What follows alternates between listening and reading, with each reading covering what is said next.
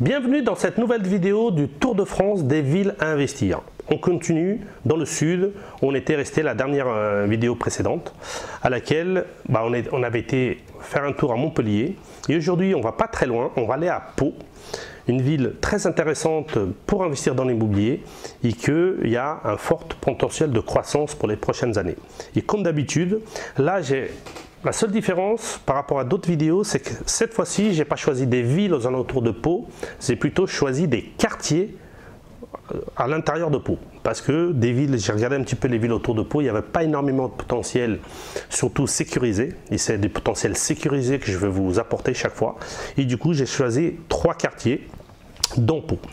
Et le premier que j'ai choisi, c'est dans Pau Est, dans un quartier côté Est de Pau, à laquelle, dans cette partie-là, donc il faut savoir déjà que Pau, c'est une ville de 77 000 habitants, à peu près. Elle est plus ou moins stable. Ces 20 dernières années, ça a monté, après ça a légèrement descendu, mais surtout ces 2-3 dernières années, c'est en train de monter légèrement, donc un potentiel qui revient. Mais c'est surtout que c'est une ville que l'immobilier, le prix du mètre carré n'est pas cher et qui a énormément de potentiel. Déjà, il y a énormément de potentiel parce que c'est une ville étudiante.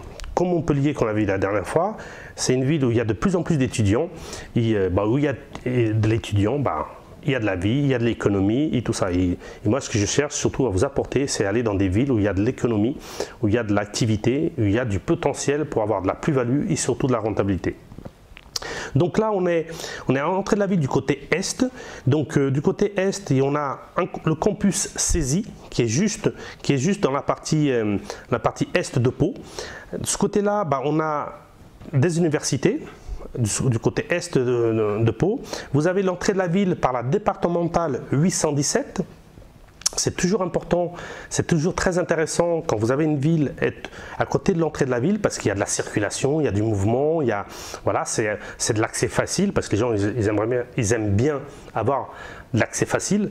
Et le fait d'être à côté, que ce soit d'une autoroute, que ce soit d'une départementale et d'une nationale, c'est toujours intéressant à niveau des accès. Donc voilà, de ce côté de la ville, le prix du mètre carré, à Pau même, c'est à peu près de 1 600 € en moyenne.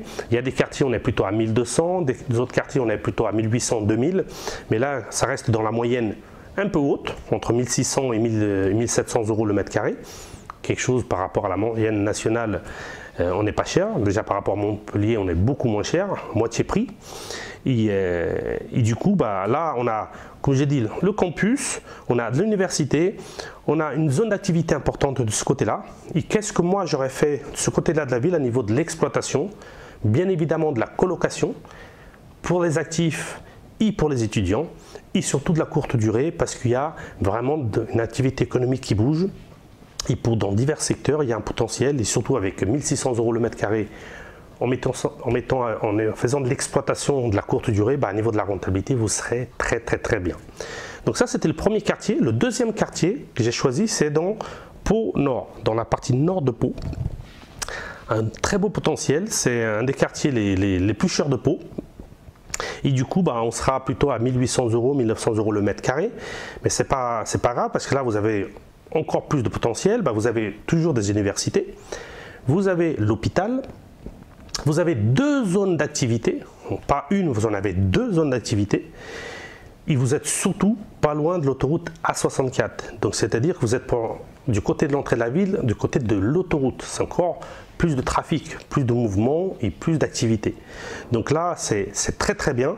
Et là, au niveau de l'exploitation, pareil, colocation étudiante aux actifs et courte durée.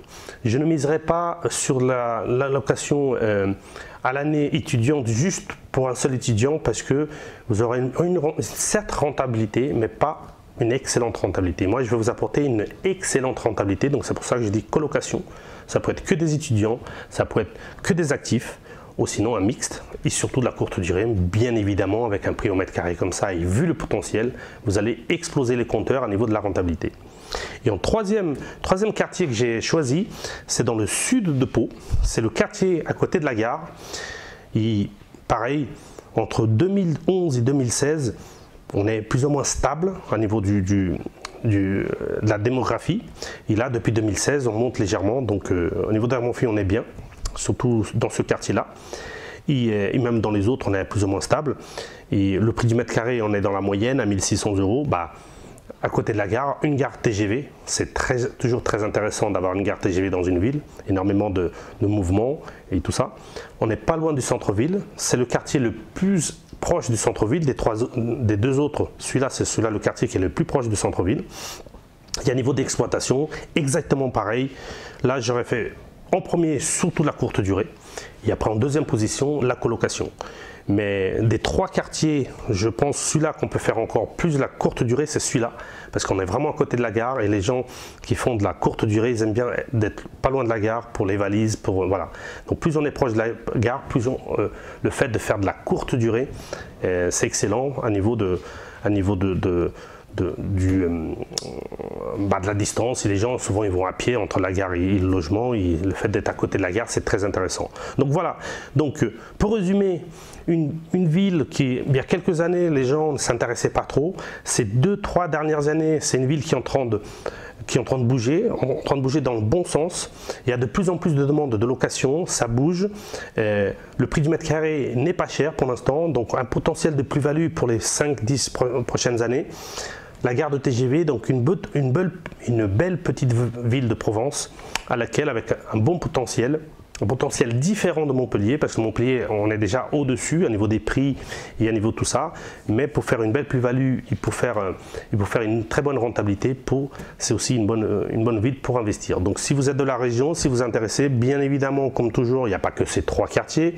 Il y en a encore quelques-uns, il y a encore quelques petites villes aux alentours, mais c'était mon choix à moi, toujours entre la sécurité, l'investissement, potentiel, rentabilité, plus-value, et à niveau du minimum de risque.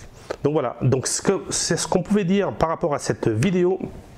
Toujours là on va mixer à partir de maintenant des vidéos entre ce type de vidéos de Tour de France Tour de France des villes à investir, bien évidemment, à laquelle on va mixer avec d'autres vidéos à laquelle on va s'orienter aussi pour l'investissement à l'étranger et surtout au Portugal, et je vais vous en parler dans les prochaines vidéos, et vous allez voir qu'on est en train de préparer quelque chose de très intéressant pour la rentrée.